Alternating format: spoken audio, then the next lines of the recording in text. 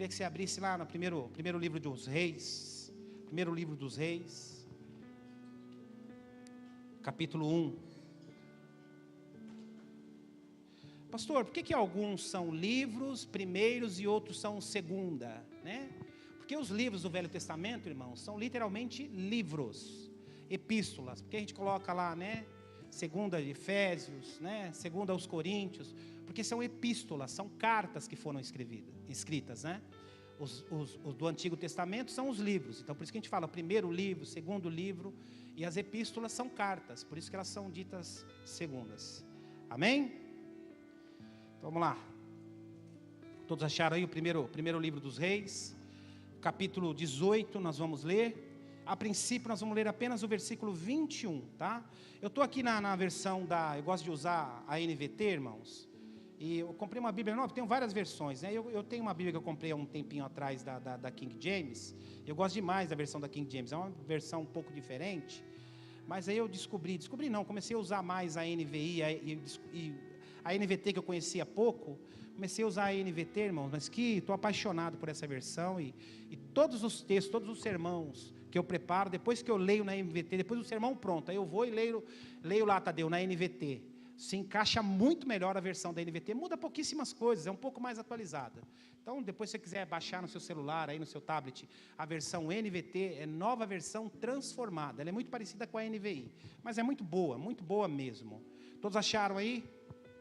Tenho certeza que a minha versão é bem parecida com a tua. Primeiro livro dos Reis, capítulo 18, versículo 21, diz assim: Elias se colocou diante do povo e disse: até quando vocês ficarão oscilando? Quantos têm alguma outra palavra nesse lugar de oscilando aqui? Deixa eu ver. Cocheareis, a versão a versão da King James é cocheareis. Alguém tem uma outra versão aí? Oscilar, oscilando, alguém tem alguma outra? Mas é isso mesmo, acho que oscilando se encaixa melhor, né? Então ele... Pulando, né? Pulando também. Ou seja, ficar perdendo tempo. Aí Elias diz, e Elias se colocou diante do povo e disse: até quando vocês ficarão oscilando, cochilando, perdendo tempo de um lado para o outro?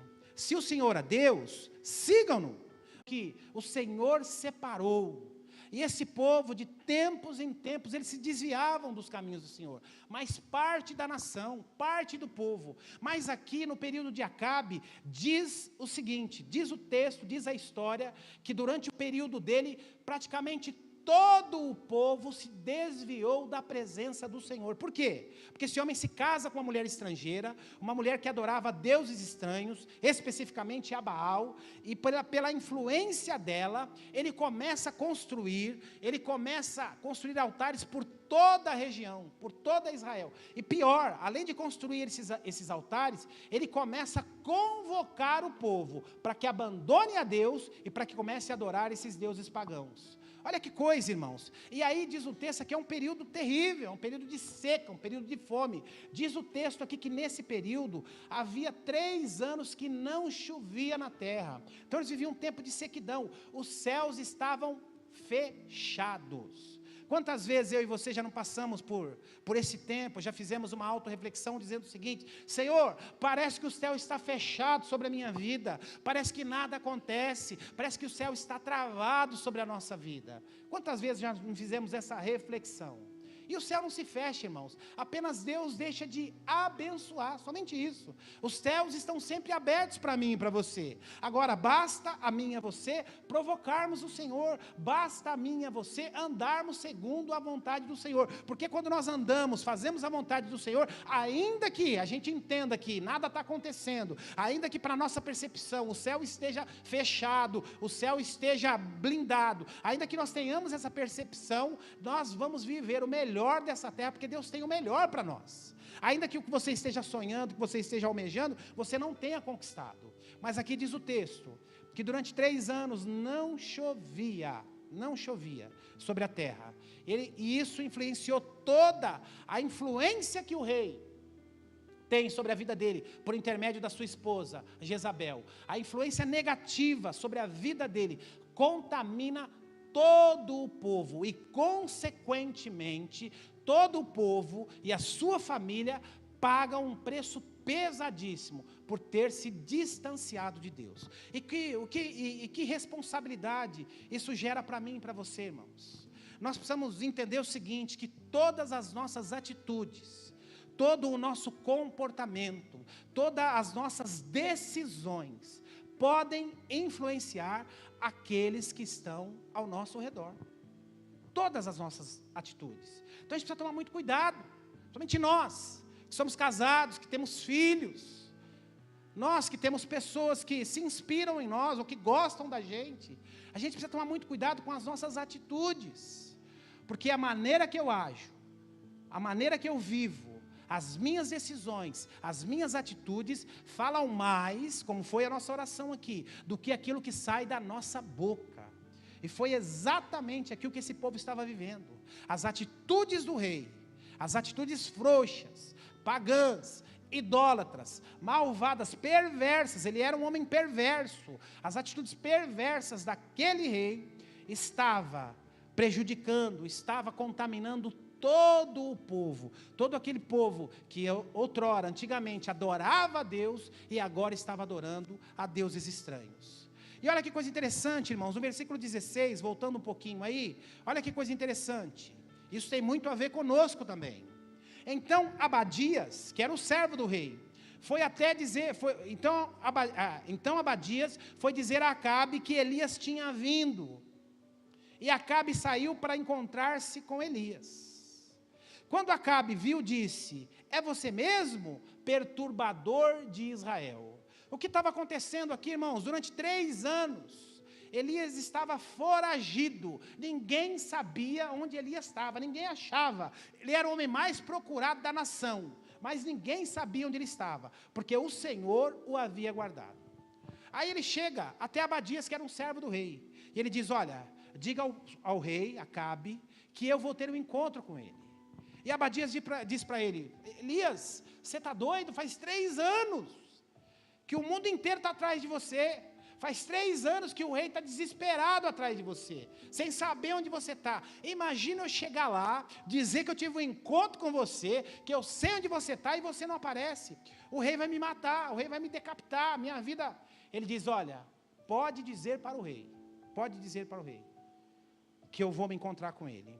E aí o que acontece? Ele cumpre a sua palavra, e ele vai até o rei, e olha a resposta que o rei dá para ele. Quando Acabe o viu, disse: é você mesmo, perturbador de Israel.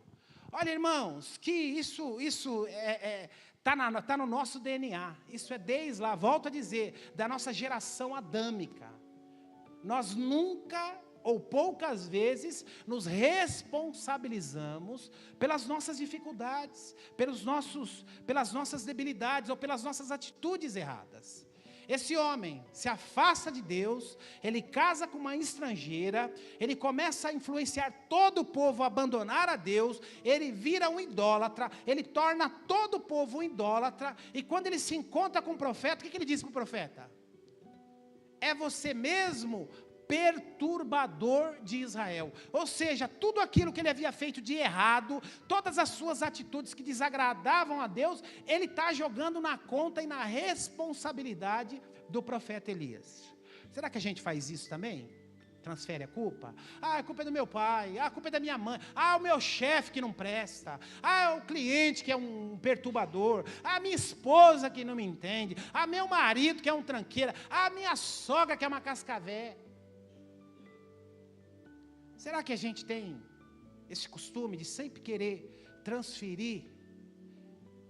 Isso é a herança adâmica que nós temos. Quando o Senhor se depara com aquela situação depois de que Adão e Eva haviam comido a maçã, e eles se sentem envergonhados diante de Deus, e eles se cobrem com folhas, e o Senhor faz o questionamento para Adão, né? Adão, por que você comeu a fruta que não era para você? Tinha tudo aí para você, mas por que logo aquilo que eu falei para você não mexer, você mexeu? E qual que é a resposta dele? A mulher que tu me destes. Aí quando chega em Eva, o que ela fala? A culpa é da serpente. É sempre assim, sempre transferindo a culpa para o outro.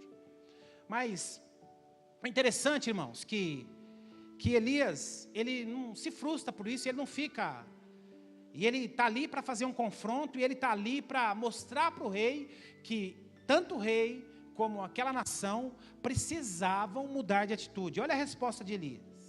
Eu não causei problema algum, versículo 18. Eu não causei problema algum a Israel. Respondeu Elias. O Senhor e a sua família são os perturbadores de Israel, pois se recusam a obedecer os mandamentos de Deus. Em vez disso, agora adoram imagens. Agora, versículo 19, agora convoque toda Israel para se encontrar comigo. Então ele dá uma resposta dura e direta para o rei, faz o rei fazendo uma reflexão daquilo que ele havia feito. Elias diz para ele, olha, nós éramos abençoados, o Senhor nos abençoava, desde Abraão, nós temos sido abençoados, o Senhor nos prometeu uma terra, o Senhor nos deu uma terra abençoada, a gente vivia bem. Entretanto, a partir do momento que você assume o reinado, você se casa com uma estrangeira, começa a adorar outros deuses, e aí veio toda a perturbação. Então essa responsabilidade não é minha não, essa responsabilidade é sua e da sua família. Olha que resposta dura que ele dá para o rei. Então, ele deixa bem claro que tudo que estava acontecendo era culpa do próprio rei, que havia desviado o seu coração e principalmente levado o povo a desviar o seu coração de Deus.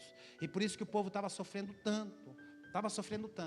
E mais uma vez, irmãos, voltemos para o versículo 21. Elias se colocou diante do povo e disse, até quando vocês ficarão oscilando de um lado para o outro? Se o Senhor é Deus, sigam-nos. Mas se Baal é Deus, então vocês sigam ao Baal. Portanto, o povo ficou em silêncio. Aqui Elias faz, irmãos, duas convocações. Em primeiro lugar, ele faz uma convocação para o rei. Ele diz o seguinte, olha, rei, eu quero o seguinte, já que você está dizendo que Baal é rei, você levou todo o povo, a sua mulher o influenciou, e automaticamente você influenciou todo o povo a começarem a adorar a Baal. Eu quero fazer um desafio aqui, porque se Baal for rei, todos nós vamos, se Baal é Deus, todos nós vamos passar a adorar Baal. Agora, se Jeová, se Yahvé realmente é Deus, nós vamos adorá-lo a Ele. Então, primeiro ele faz uma convocação e um desafio ao rei. E em segundo lugar, ele faz um desafio para o povo. E ele diz, se Baal for Deus, vocês vão adorar a Baal. Agora, se o nosso Deus, o Jeová, for Deus, a partir de agora, nós vamos adorá-lo. Sabe, irmãos, a gente vive num mundo, e o mundo, desde que o mundo é mundo, eu sempre digo isso, desde Adão lá atrás, até os dias de hoje, o mundo mudou muito pouco na sua essência, apesar de toda a tecnologia, de todo o desenvolvimento, de todos os recursos que nós temos hoje. A essência humana mudou-se muito pouco, mudou quase nada. Então, a essência do ser humano é a mesma desde Adão lá atrás, mudou muito pouco. E a gente precisa ter essa consciência, esse entendimento de que nós dependemos de Deus, nós precisamos de Deus, nós precisamos andar com Deus. E aqui, quando ele faz esse desafio ao povo, dizendo o seguinte, olha, até quando vocês vão ficar em cima do muro? Até quando vocês vão ficar sem posicionamento? Até quando vocês vão ficar de um lado para o outro, para lá e para cá? E nós vivemos dias parecidíssimos, irmãos, parecidíssimos. Existem coisas que hoje acontecem no meio dos crentes, dentro das casas, dentro das famílias, que há 10 anos atrás, que há 15 anos atrás, que há 20 anos atrás, nós acharíamos impossível de serem permitidas. E nós precisamos tomar muito cuidado com relação a isso. Porque se nós não tomarmos cuidado, a gente fica lá, apelar, pecar. Aquele que quer agradar todo mundo. Eu me lembro, os mais novos aqui não conhecem, só vão conhecer nos livros de histórias, mas eu me lembro do Tancredo Neves. Quantos lembram aqui do Tancredo Neves? Foi eleito, prestes a assumir a presidência, né? Ele morreu com problemas renais, enfim, uma série de problemas lá, né? Aí depois assumiu o Sarney, que foi uma tragédia, né?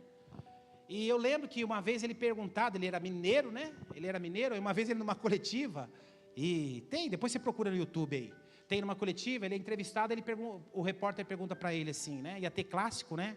Cruzeiro e Atlético, aí o repórter pergunta para ele, e aí, eu acho que ele era governador na época, e aí, governador, você vai torcer para quem hoje?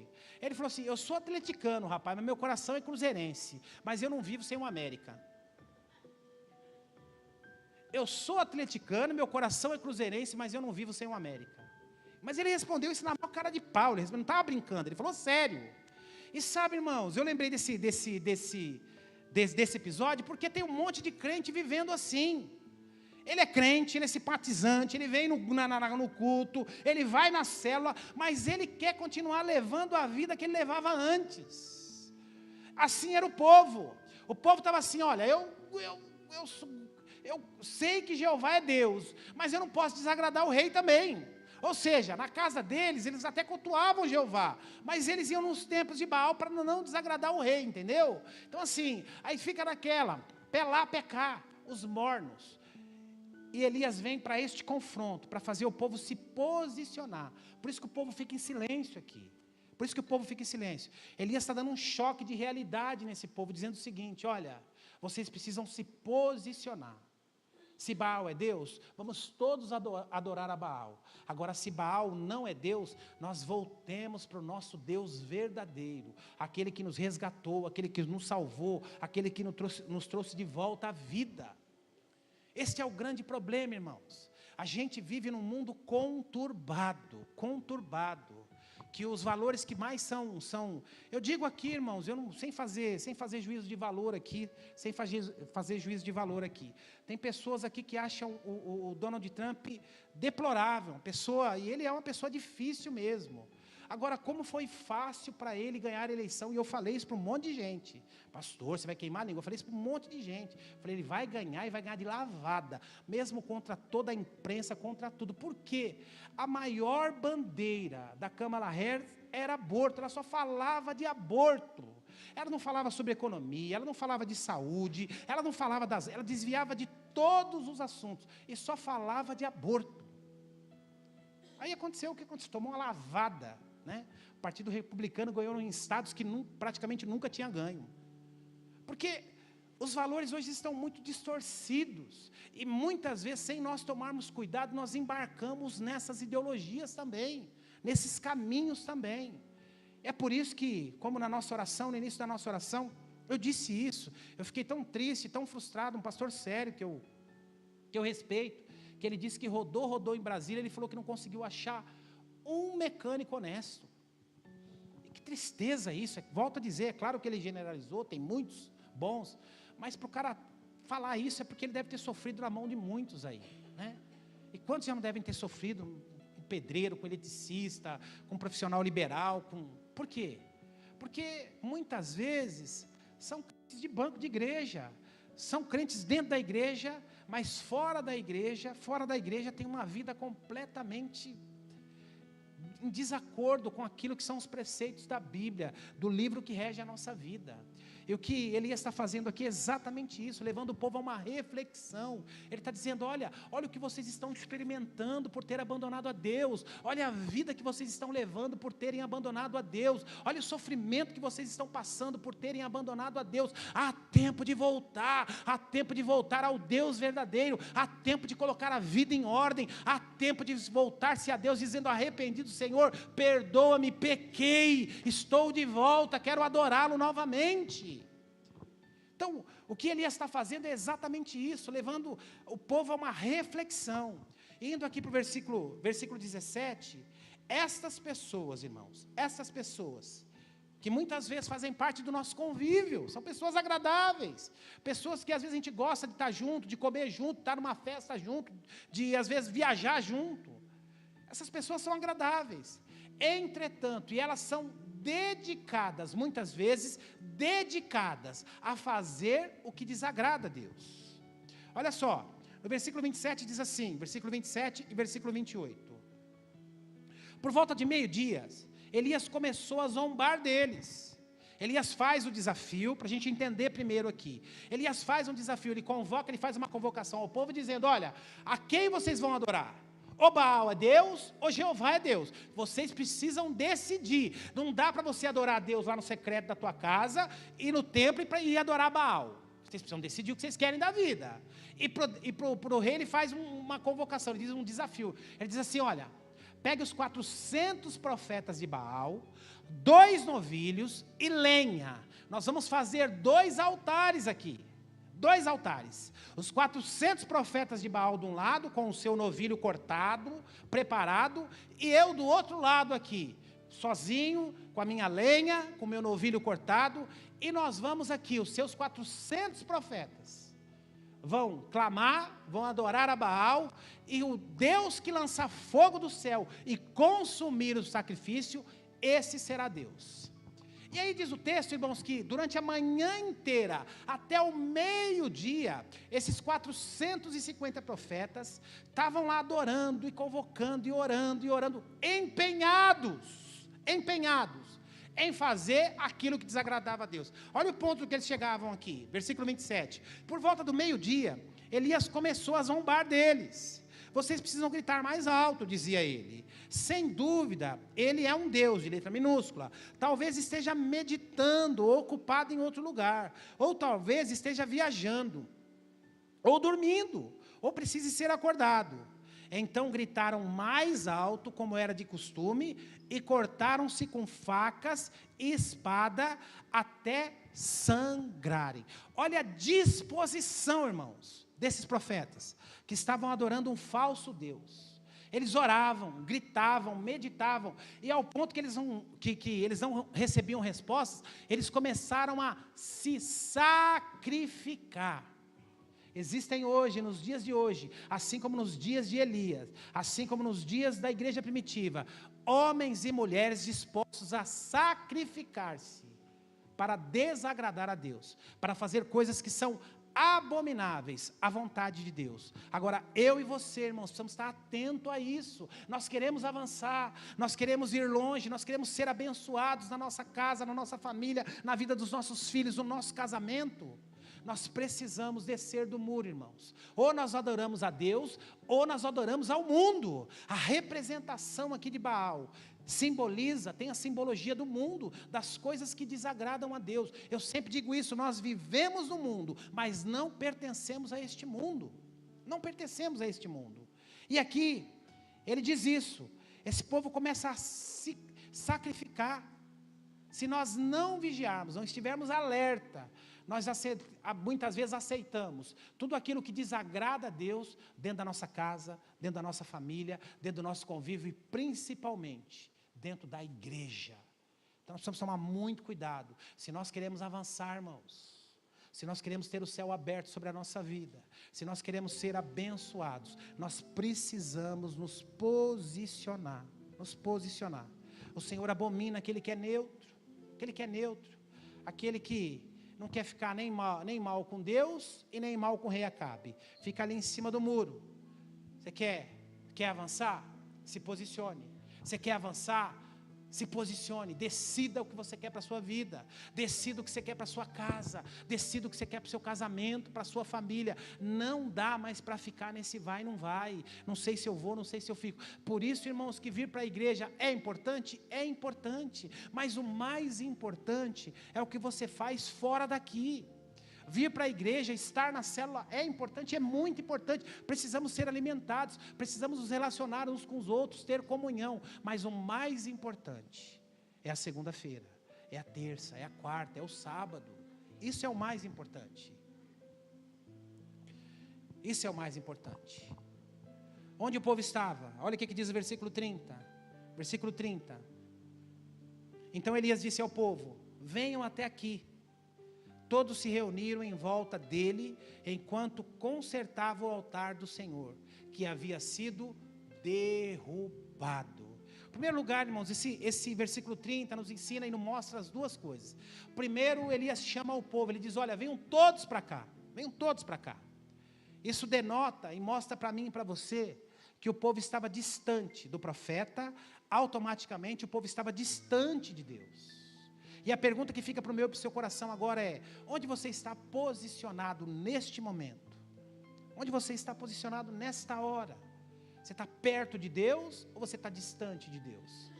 Eu vou para a igreja, não estou falando disso.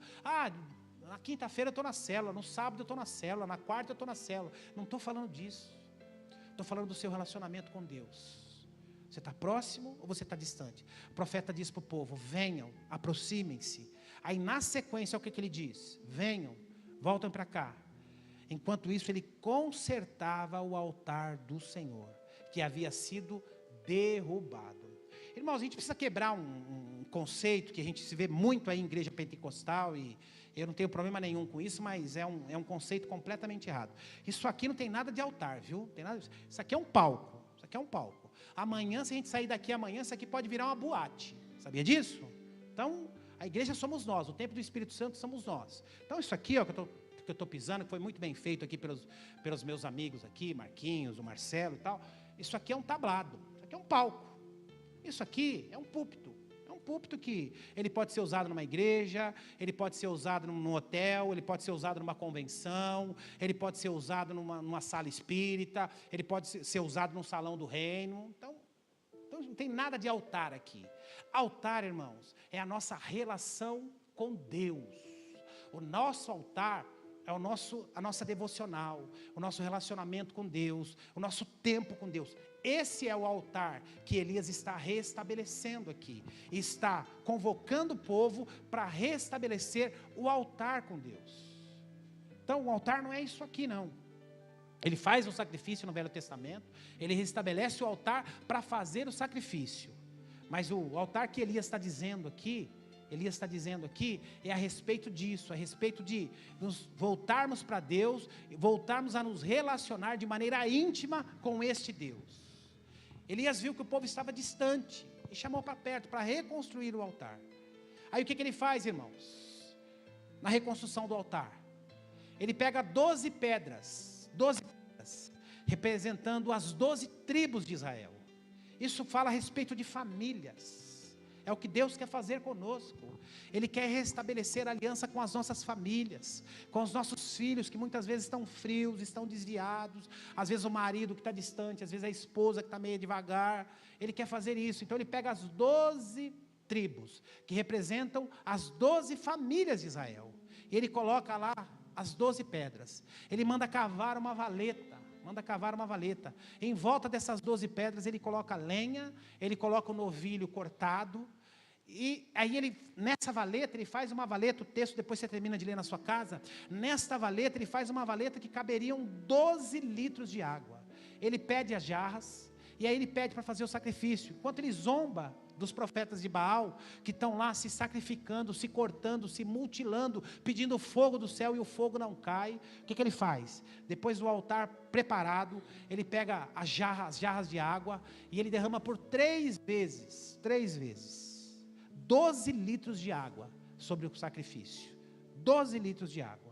Ele empilha a lenha, coloca o novilho, joga a água, e 3 vezes ele joga aquela água ali. E olha o que acontece no versículo 38. Olha o que acontece quando o altar é restabelecido. Olha o que diz aí no versículo 38. No mesmo instante, o fogo do Senhor desceu do céu e queimou o novilho, a madeira, as pedras, e o chão secou até a água da valeta. Deixa eu dizer algo para você aqui, irmãos.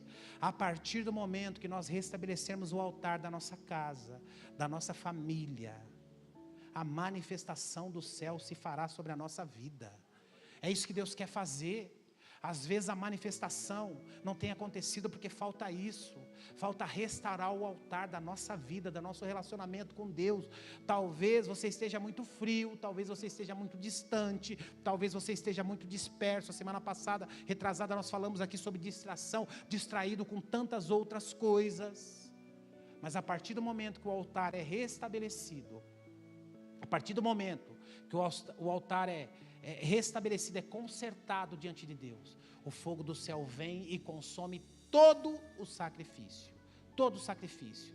Sabe, irmãos, é tempo de nós restabelecermos. Este é um ano que nós vamos avançar. Este é um ano que a manifestação de Deus se fará sobre nós, sobre a nossa casa, sobre a nossa família. Agora, para isso, nós precisamos, irmãos, nos decidirmos, parar de oscilar. parar de oscilar, querer agradar o mundo e querer agradar a Deus, pelar, pecar, e restabelecer o altar. E à medida que o altar for restabelecido, o fogo do céu consumirá o nosso sacrifício e a bênção de Deus virá sobre a nossa casa. O céu estava fechado, irmãos, o céu estava fechado, mas a partir do momento que o altar é restaurado, o céu se abre novamente. E olha o que acontece aqui no versículo 41, olha o que acontece.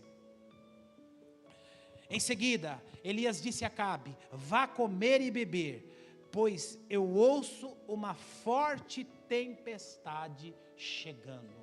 Havia 3 anos que não chovia em Israel, mas a partir do momento que o altar foi restabelecido, ele disse para o rei pecador, dizendo assim: olha, saia daqui, vá comer, vá se restabelecer, você está com fome aí, vá comer, porque eu ouço uma forte tempestade, vai chover em Israel, vai chover em Israel.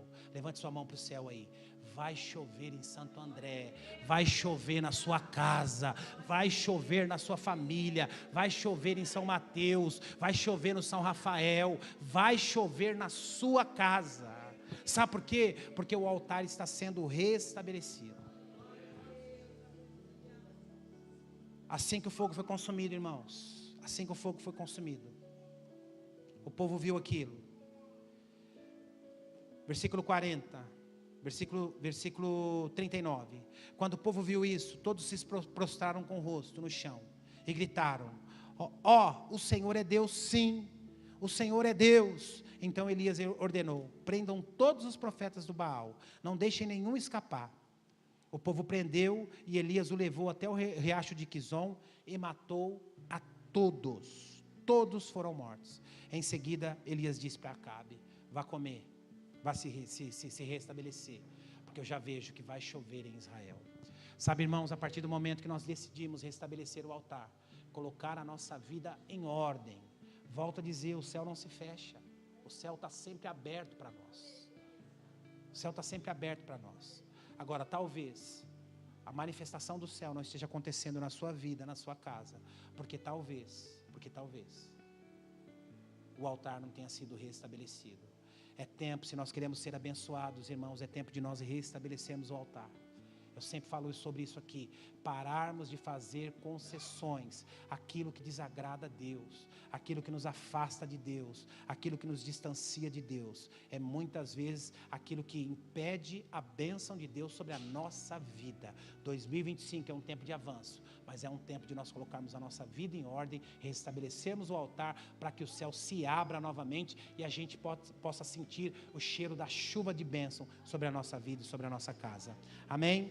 Amém? Quantos querem restabelecer aqui o altar? Quantos querem restabelecer o altar na sua casa, na sua vida? Quantos querem parar de oscilar aqui? Quantos querem parar de oscilar aqui? Voltando como eu comecei no versículo 21. Elias convoca o povo, depois de 3 anos guardado por Deus. Elias se colocou diante do povo e disse: até quando vocês ficarão oscilando de um lado para o outro? Até quando vocês ficarão oscilando de um lado para o outro? Pastor, nada dá certo na minha vida. Pastor, nada dá certo no meu casamento. Até quando você vai ficar oscilando de um lado para o outro? Pastor, o meu relacionamento com meus filhos é um problema. Pastor, a minha vida financeira está um caos. Pastor, as coisas não estão caminhando bem. Até quando você vai ficar oscilando de um lado para o outro? Aí ele continua. Se o Senhor é Deus, sigam-no de maneira séria, de maneira, assim como os profetas de Baal nos dão uma aula aqui, irmãos. Eles se sacrificavam, o nosso Deus não pede, o sacrifício foi feito há 2000 anos atrás, na cruz do Calvário, mas eles se sacrificavam, eles adoravam, eles entravam em êxtase, a exaustão. Aí ele continua: se o Senhor é Deus, sigam-nos. Mas se Baal é Deus, então sigam Baal. Contudo, o povo ficou em silêncio. Nós não vamos fazer silêncio, não. A nossa resposta é: Senhor, o Senhor é nosso Deus. Senhor, nós restabelecemos nesta manhã o altar na nossa casa e na nossa vida, para que sejamos abençoados. E aí nós vamos experimentar o versículo 41, que diz assim: Versículo 41 que diz assim: em seguida, olha que coisa interessante, irmãos, em seguida, ou seja, logo, a partir do momento que o altar foi restabelecido, eles colocaram a vida em ordem, o texto diz na sequência, em seguida, foi logo, Elias disse a Acabe: vá comer e beber, pois eu já ouço um forte cheiro, já ouço barulho, já posso sentir a presença da chuva sobre essa terra. A chuva aqui, irmãos, fala de renovação de aliança, fala de bênção, fala de prosperidade, fala de tempos bons, fala de tempo de paz, tempo de alegria. Quantos querem experimentar isso? Tempo de alegria para sua casa, tempo de paz, tempo de prosperidade. Chuva fala de prosperidade, amém? Vamos ficar em pé. Eu queria que você se reunisse aí com a sua família.